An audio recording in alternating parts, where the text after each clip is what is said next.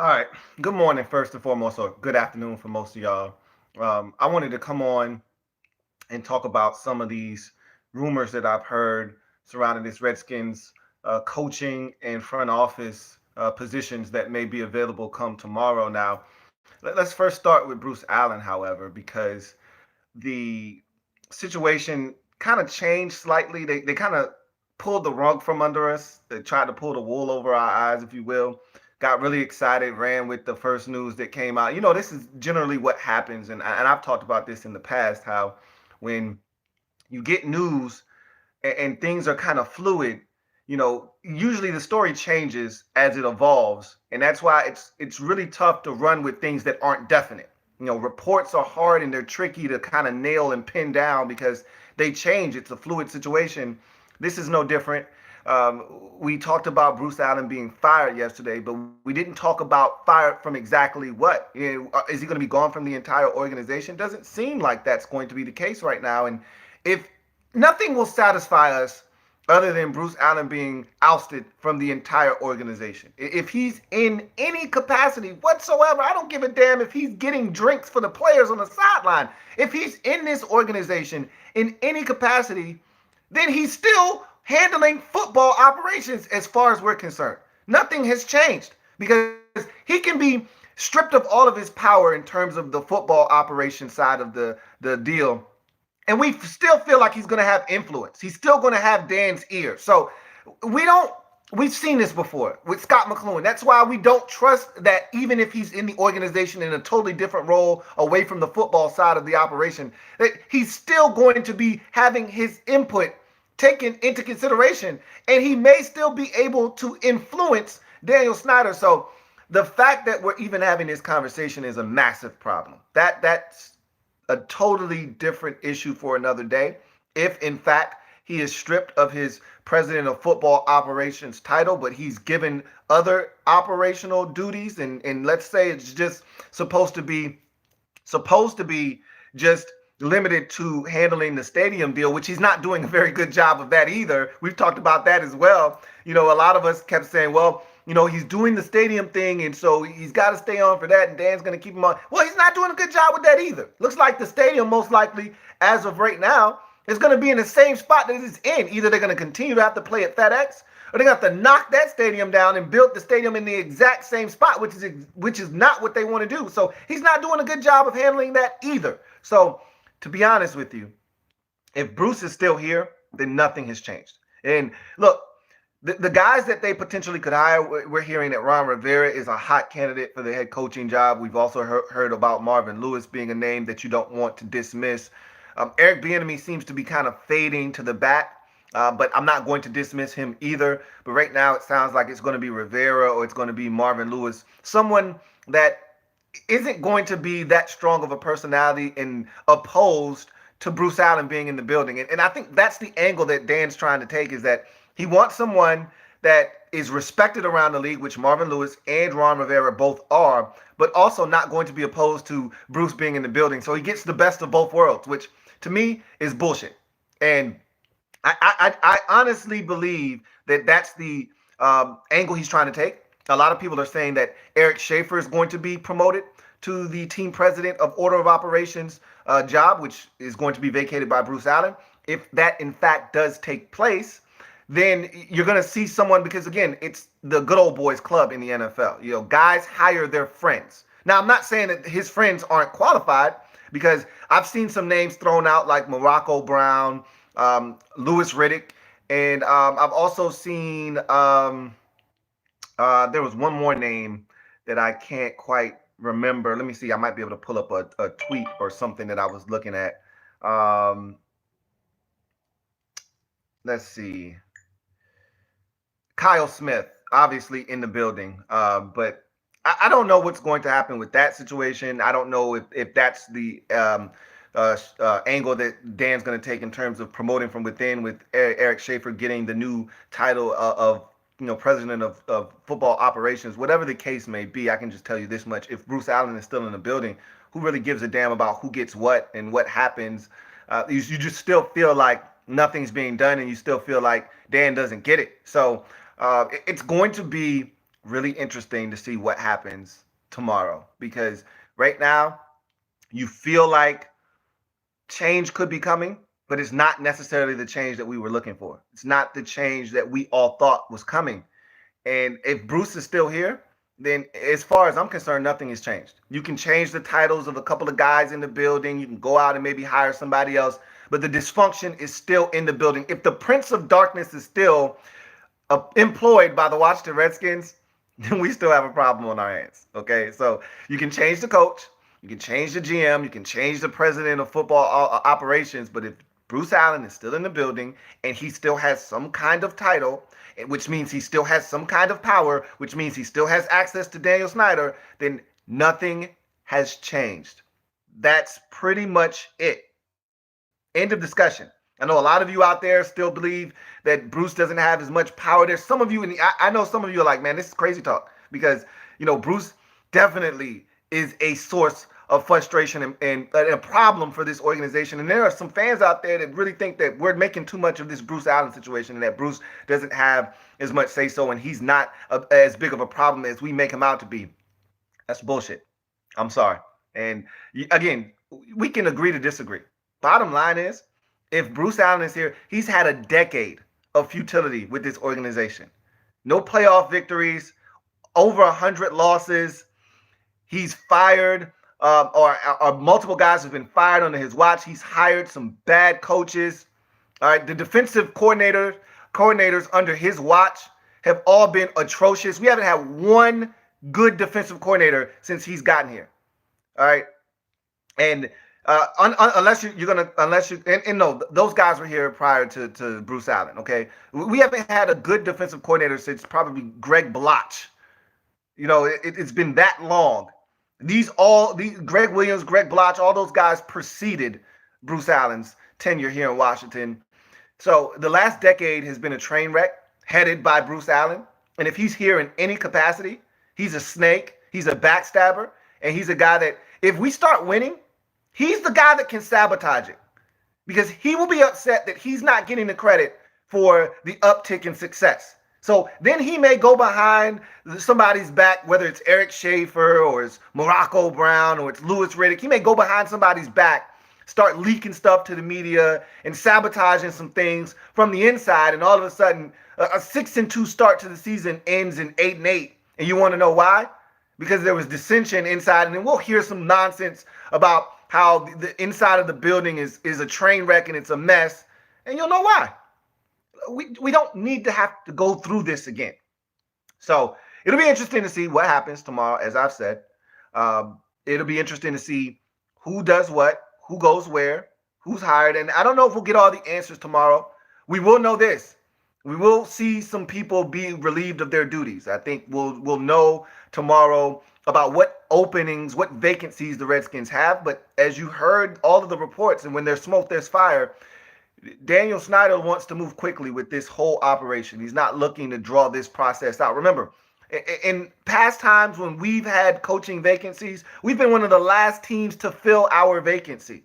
I don't think that's going to be the case this time around, especially if they're after Ron Rivera. He's going to have multiple suitors. The Redskins want Rivera bad enough. They're going to have to try to lock him up before other teams like the Cowboys and the Giants and other teams have openings themselves. None of those teams have gotten rid of their coach. The Redskins have a leg up on them because their coaching position is vacant, really.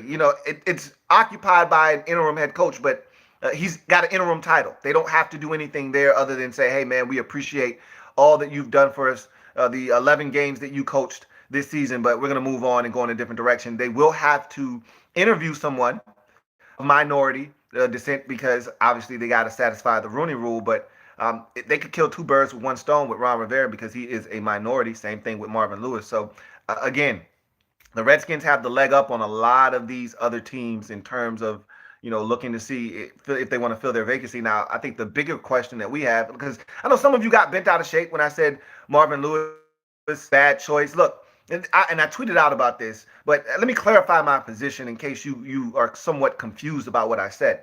I said Marvin Lewis isn't the worst candidate out there. I always respected the job that he did in Cincinnati. I thought he was a quality head coach. That was a downtrodden organization before he got there, and all he did was win in Cincinnati. They went to the playoffs just about every year. They seem to have won double digits games every single year. Now, I'm not saying that's who I want to be the Redskins' next head coach. That's not what I'm saying. But I'm saying if, in fact, he is the hire, we could do a lot worse than Marvin Lewis. That's all I'm saying. I do not want him to be the head coach.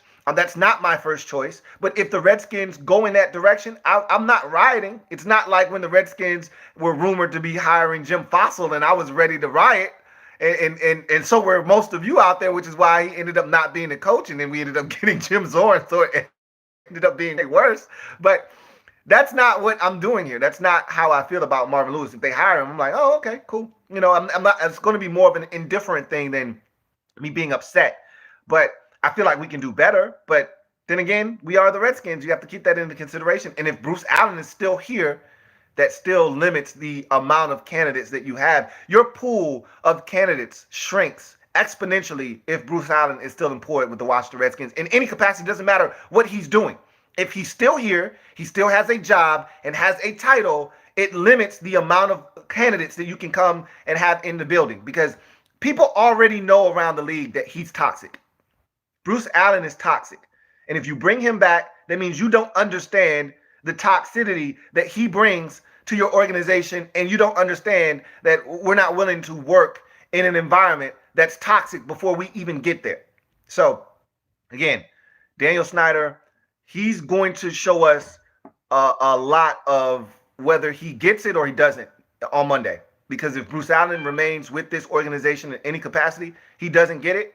And not only does he not get it, he doesn't give a damn about us as fans. Period. End of discussion. He doesn't care because we've told him over and over again for the last 2 years what we wanted. We're your paying customer base. We're telling you what we want from our organization. And he's going to pretty much tell us F you if he keeps Bruce Allen on in any capacity. That's essentially what he's saying to us, is that he doesn't care. He hears us loud and clear because there's no way, I don't care how insulated Daniel Snyder is. I do not care how insulated he is. It is impossible for him to not know the disdain that we hold for Bruce Allen and how badly we want him gone. It's impossible for him to not know this at this point. Maybe last year he could have been in his little bubble and not known how great of a movement that we had created trying to get Bruce Allen out of there with the hashtag Fire Bruce Allen. But it's apparent this year. If you didn't know before, there have been articles and stories written. People have brought that to the forefront. You can't ignore it. You know how we feel. You know, Bruce is coming down to the field before games and fans are yelling out Fire Bruce Allen. It's real. He knows. He knows. So if he doesn't do anything about it this year, he doesn't care. He simply doesn't care. So in any event, we'll see what happens. This is really interesting. I'm fascinated by this. I don't know about you guys, but I am absolutely fascinated by this whole situation. What could not happen potentially, what should, what shouldn't happen, what will, what won't happen. All we can do is stay tuned as the Redskins turn. Okay, we've been on this roller coaster for how long now? No way we're getting off now, right? So it'll be really interesting to see what happens. This in the next 24 to 48 hours, to be honest with you.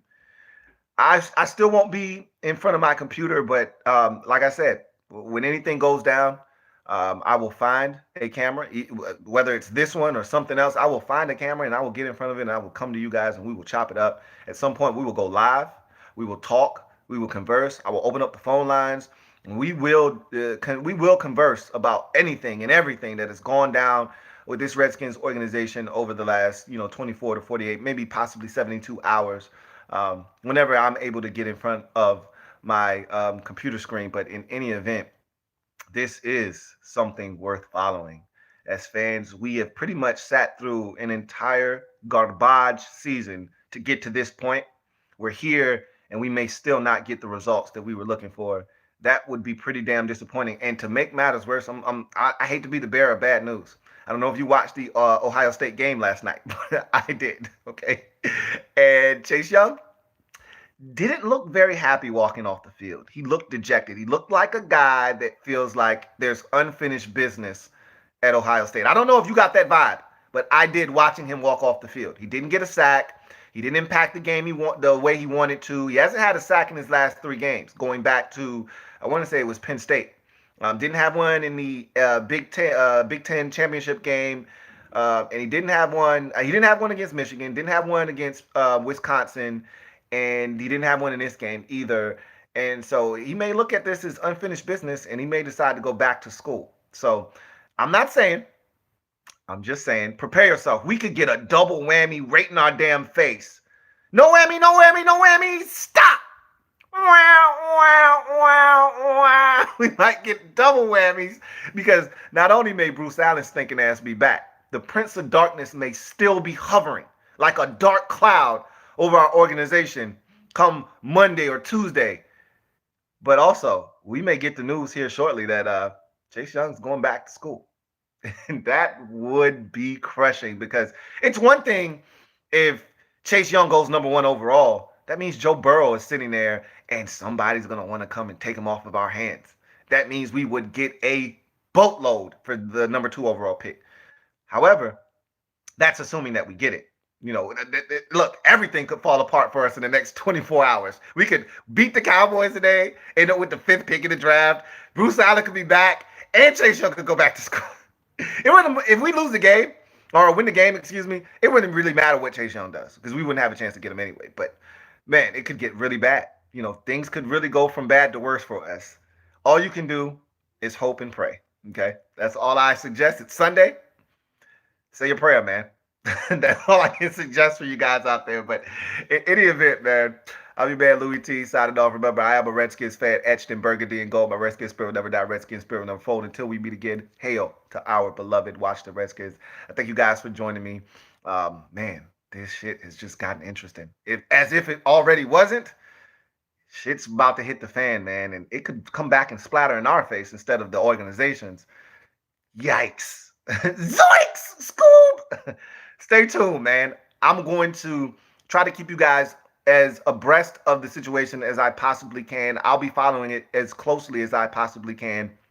And if anything transpires, if I hear anything that I think is noteworthy, either I'm going to tweet about it, I'm going to come on and jump on it and do it live. So either way, man, you guys take care. Enjoy the game. They moved it to 4:25, so it's not a 1 o'clock game this week. It's a 4:25 game. They want to keep the competitive advantage to a minimum. So both the Eagles and the Cowboys will be playing at the same time. So looking forward to seeing the Redskins do Case Keenum type things today. Take care of that #2 seed or #2 pick in the draft. And then we'll worry about the Chase Young thing from there. But right now, we got to do our part, which is get the #2 pick in the draft, and then we'll go from there.